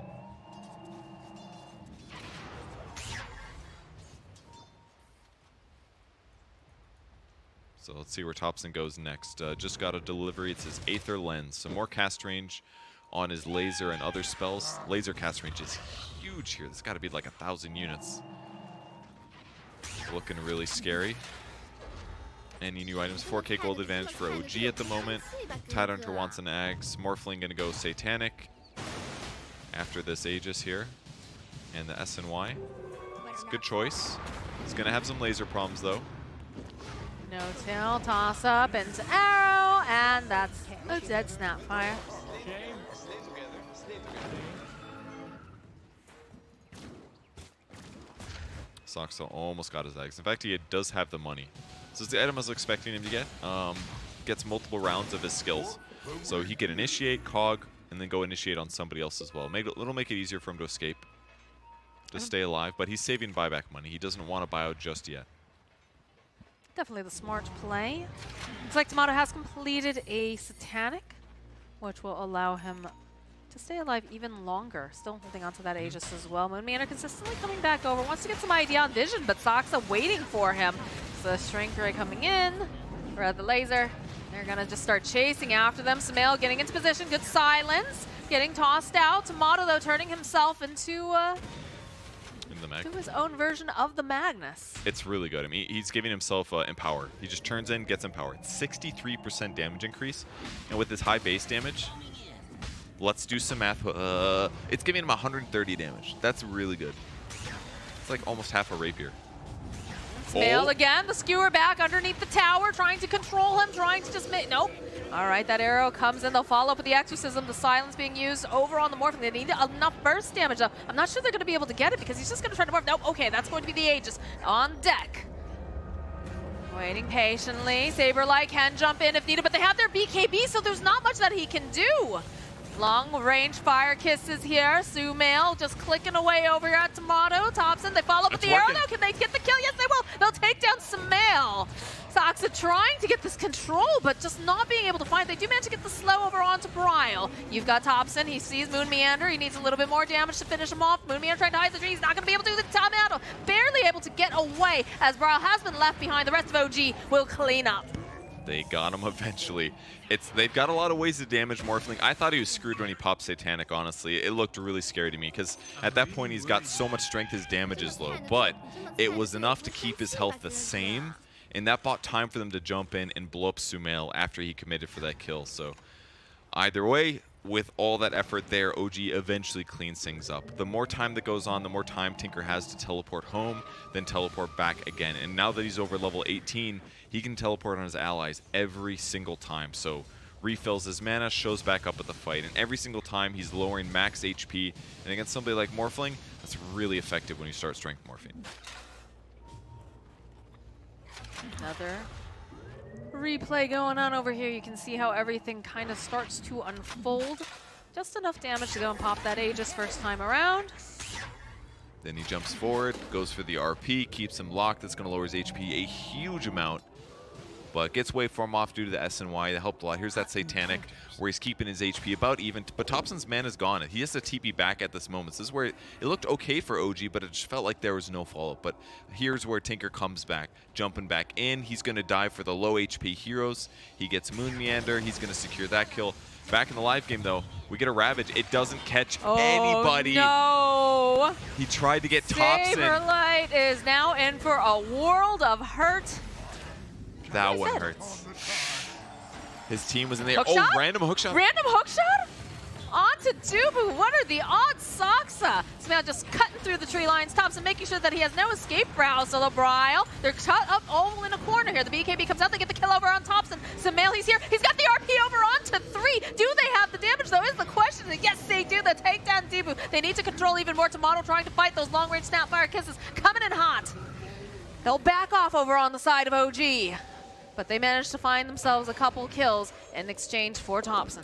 Nice little, slightly random hook shot. They didn't have an observer ward in the area, but I don't know how soon they went invis before the hook shot, but either way, great time for OG to force that fight. If he doesn't land that hook shot, it just ends up being a wasted Ravage. The downside, though, Thompson does die in that fight. That was Tomato getting the kill, almost 600 gold in his pocket for that one, and that's an ultimate orb and a little bit of gold towards his Scotty, which is going to make him harder to kill, better disable. Still has to deal with the laser problem a little bit, but for now he's pretty happy with where he's going.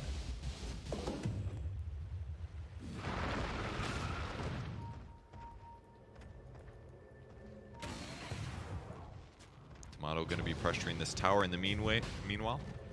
Sumail was looking for the opening, does have to double damage. Hookshot not quite on the mark. Sumail looking to catch, but doesn't quite have it at this time. We'll just back off and happily clean up a creep wave instead. Yeah, Soxa's going to have to go get mana now, so a small brief period of delay for OG aggression. Magnus a little low as well, but his Satanic's finished, queuing up a Daedalus next. Just kidding, ends up buying a shard. Wants the extra disable, because he's sick of having these like slightly hard to execute blink things. Just gonna blink, horn toss, skewer somebody back. It's gonna be more reliable now. And it's not rare for Sumail to make mistakes like this. He's been missing a couple, but it's not like catastrophic mistakes, it's just like small lost opportunities that were sort of gimmies if he landed it. Again, it is TI, the nerves are high, and sometimes, you know, you make these little mistakes. So they cross the map once again. They look, they look so cute. Shield friends, yeah. I love that the ball like rolls. You did not see that. It was up on the screen here. It was Tomato and Sumail, and they both look kind of like grade schoolers or like high schoolers. Okay. It's because he's clean shaven, you know, both of them. Oh, You yes, get yes, of the scruff. They have baby faces. But yes, it does look like hamster while you are 100% correct. Very dangerous apparently for hamsters. They recommend not putting them in there. Oh, really? Yes. It's just too much fun. They get excited and die. Is that how it works? No, but okay. I mean, that's not how fun works, Purge. That's where that's going. A lot of people die from having too much fun. I guess. Smoke in play. They spotted Tomato, I think, Smoke with that on rocket. Smoke. The rest are smoked though. Are they going to see it? They know exactly what is on their way. Immediately throwing out the laser. Sumail, they'll follow up with this Ravage. BKB being popped on Seb. They're going to do as much damage as they can here. 2 Saber Lights. Looking like they're not going to be able to do quite enough. Maybe one more hit. All right, there it is. There it is. Sumail going forward. All those long-range kisses again.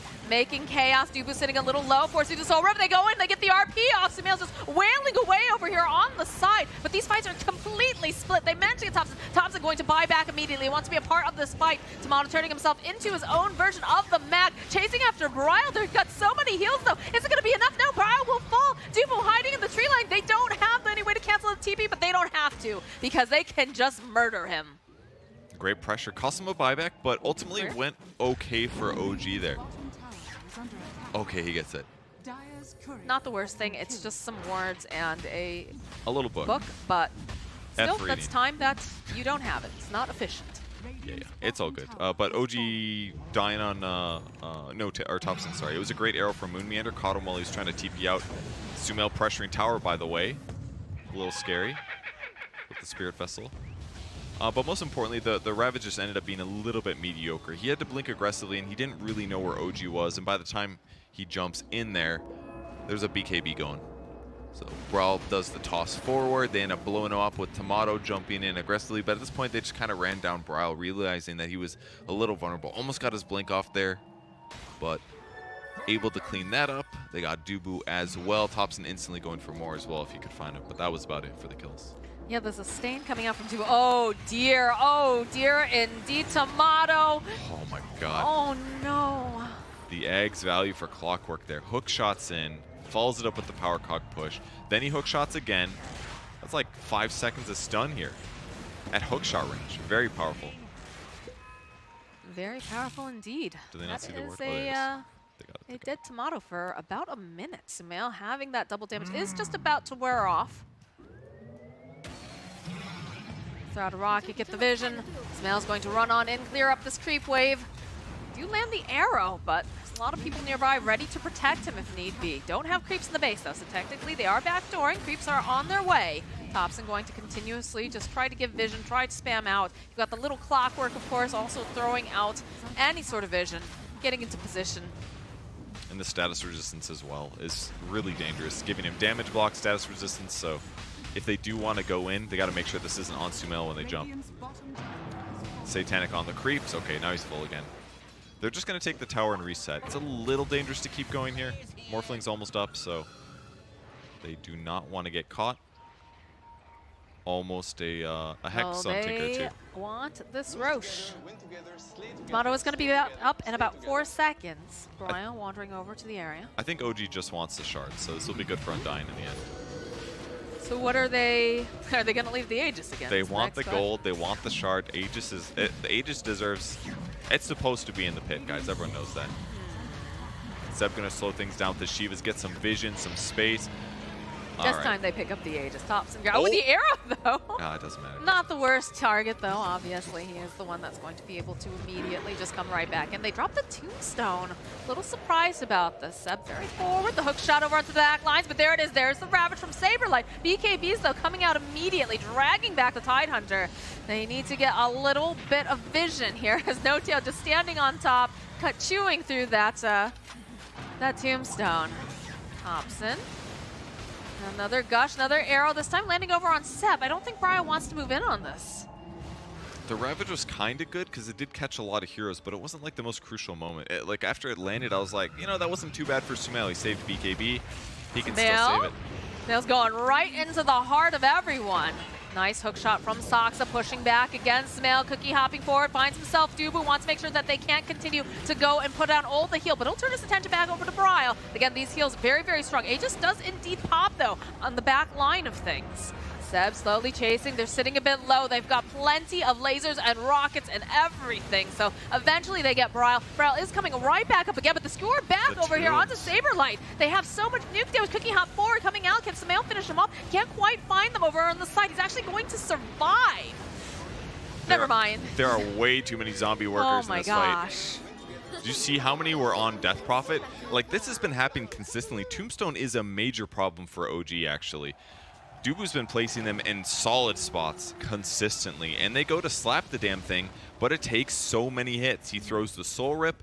They just don't have, like, this is like the one negative of a carry Magnus, actually. It's like he scales pretty well as a carry, but he doesn't scale crazy in attack speed, and it's costing them because they can't just have somebody commit to killing the tomb. There's going to be the hook shot after. Okay, Dubu's just dead, so now they don't have to worry about any healing coming out from that.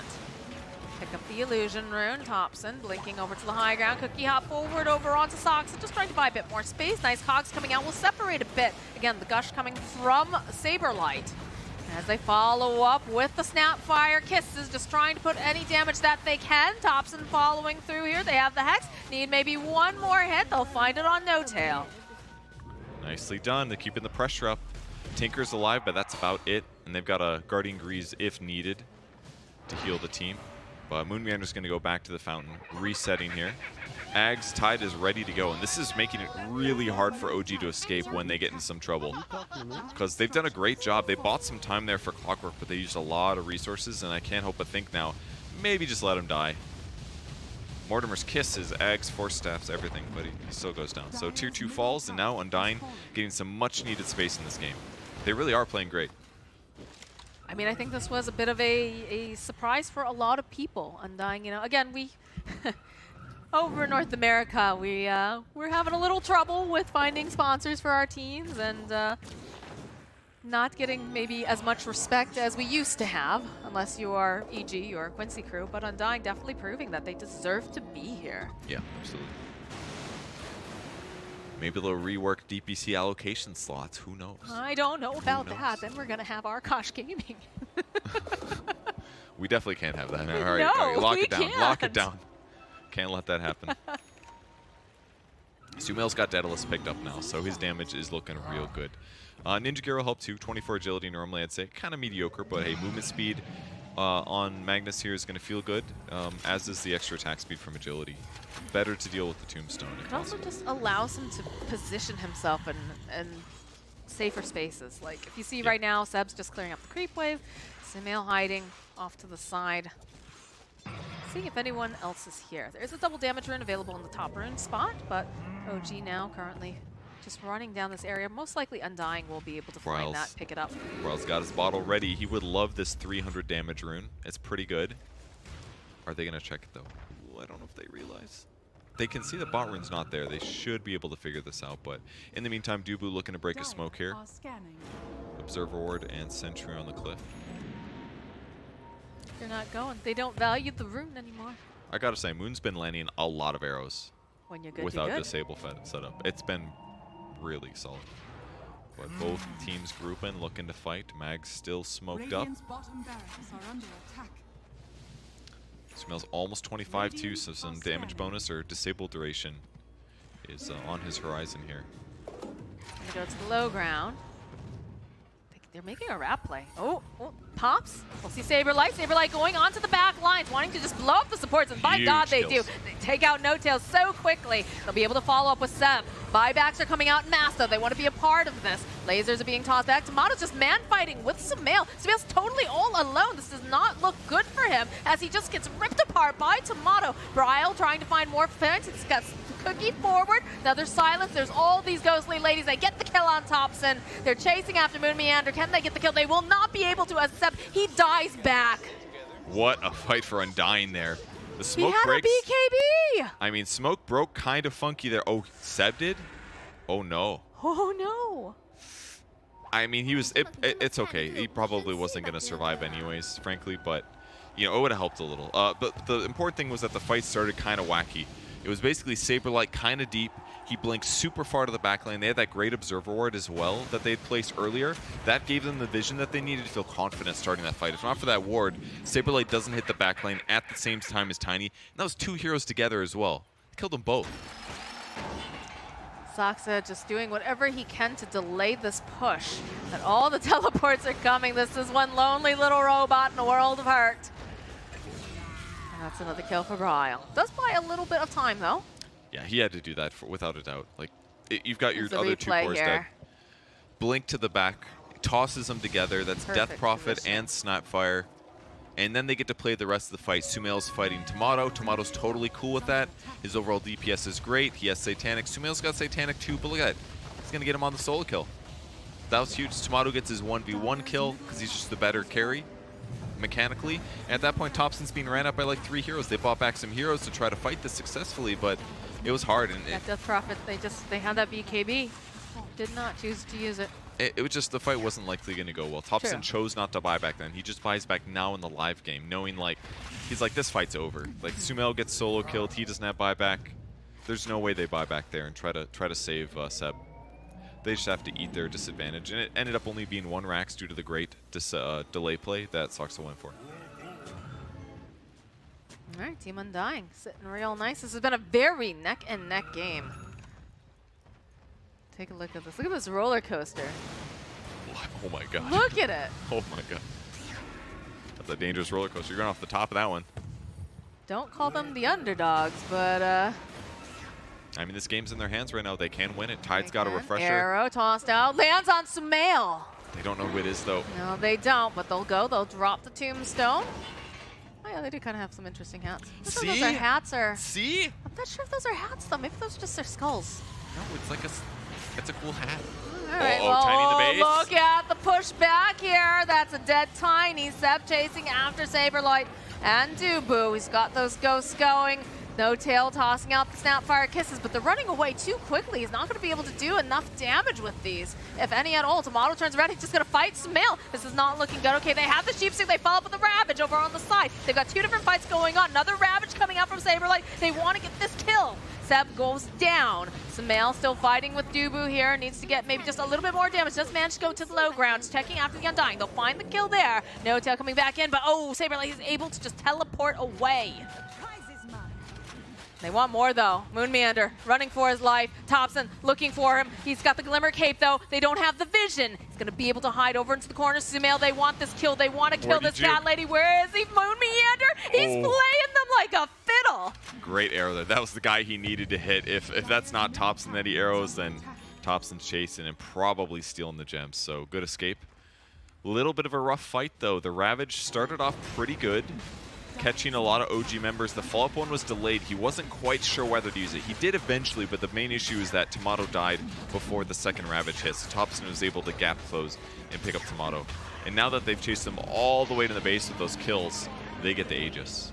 They get the cheese. And what else did they get? Any Ags or something? I do not know. Just get the refresher shard. Refresher shard. Who got it? Oh, it's going to who do Mag. you think? The guy with the team fight ultimate, is it him? Mr. Magnus. Okay. Gets 80% bonus damage from her power right now. Very powerful stuff. But yeah, 2 RPs, 2 BKBs, 2 Satanics. That's good stuff. Good place for Undying still generally. The big advantage that OG got there was skewering in the Tiny into the base. Then they just chain hex. You're dead. Man, some of these voice lines are really making me get annoyed with my coworkers. Yeah. OG likes the loud, brash ones. Yeah. They made a mistake.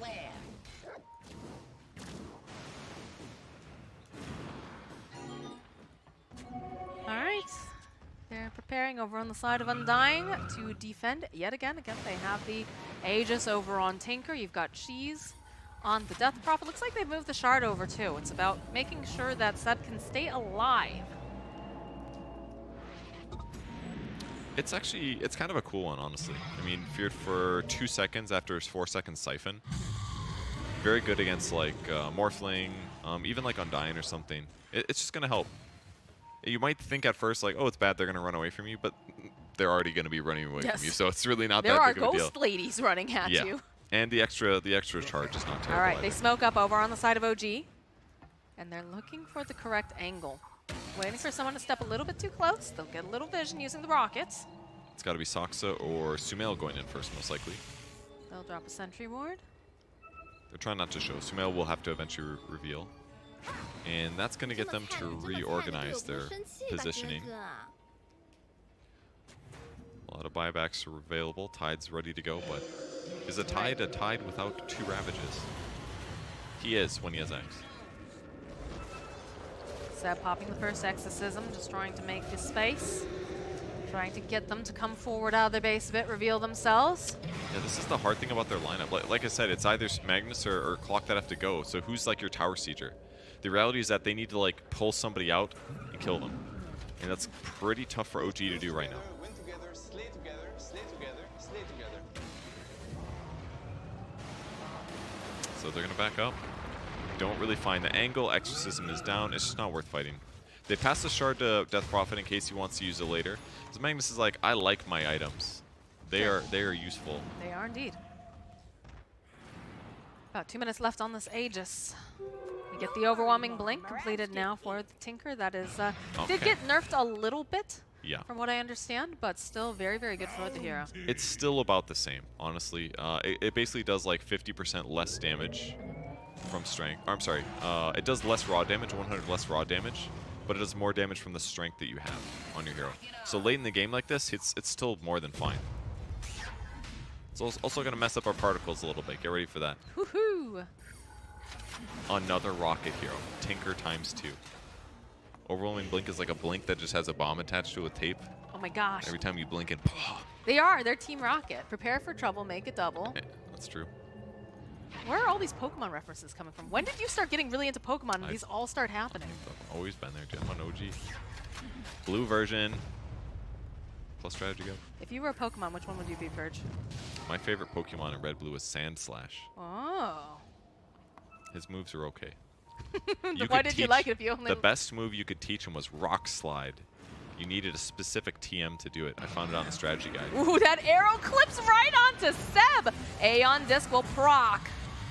And they're going to try to make something happen. Aeon Disc procking over onto Dubu. Oh, good back line, Ravage. though, Saberlight, he gets the Ravage up, he gets 2 off. And that's going to be the Aegis going down the first time. Are they going to be able to keep this Death Prophet alive? No, Oh he's my down. God. He isn't even able to use what he has. Thompson just being obliterated. obliterated by Undying, seizing the moment, finding the opening, and just Holy slaughtering crap. 3 on the side of OG. I was thinking like, okay, double Ravage, you killed Tinker. It's looking a little iffy now, but then I realized I'm looking around the fight, waiting for the respawn. Oh, there's Soxa dying. Oh, there's your Death Prophet dying without BKB. That was a monster double Ravage. Uh-oh. What a double Ravage. 3 dead heroes, no buyback, No and they're pinging buyback. it. Defend the base. Good luck with only 2 heroes. Maybe Mag can do some miracle thing, I don't know but if Mag can do it though. Tomato was just hitting him so hard before. And they have so many heroes that are up. he's got Swift Blink. Swift Blink, all right, maybe. Lots of attack speed, some extra damage, but it's tough with the tomb down. You just keep gushing him, you get a little zombie worker on him, and Is he a good luck. miracle worker? Can he make this happen? Yeah, Vision, He it's- cannot. Wow. Just destroyed these buildings with the power of Tiny. What a convincing win from Undying. Not the most one-sided, but damn did they deserve that one. They fought for it. Laning stage was a bit rough at times, but those team fights as the game went on, they hit their ultimates, and Mag just felt a little bit weak for once as a carry position. I think it just, we saw earlier on, it started to, I mean, we saw the graph. Yeah. The graph was ridiculous. It just goes swinging down towards OG and then goes right back up again for Undying because they took their time. They really kind of waited. And like you said, there are some failings on the Magnus just as that core. You really have to hit the timings. You really have to make sure that you're landing everything. And in this case, started to have a couple little mistakes. This is not on Sumail completely at all. It's just, I think Undying, actually, they just played really well They and did. made right itemization choices and the right moves. The Magnus matchup against the Morphling was tough, basically. Yes. It's hard to just RP and kill that guy because he's already got status resistance from the SNY, and he just can do so much physical damage. He out lifesteals. It's like a rare case where somebody can definitely out lifesteal Magnus or survive against him. So that meant it was really hard for Sumail to get kills at times. And then Undying just had 2 to 3 fights with Ravages that were really effective, and some of that was based on ward vision. That was that one fight bottom that just ended up being really clean for them. They used vision to find a fight out of their base that was really good for them, and that's what got them back into the game. And then they had that other great one by the Tricamp, really well played by Undying with their team fights, and that's what won them the game here versus OG. Pretty exciting stuff, I know. The big one of the day was everyone saying EG versus OG, but honestly, Undying looking very, very good, making NA proud, and they're going to split the series 1-1. We are going to have more hype Dota for you today, though. We do need to take a short break, but when we come back, we'll have a fresh set of casters and a fresh set of games.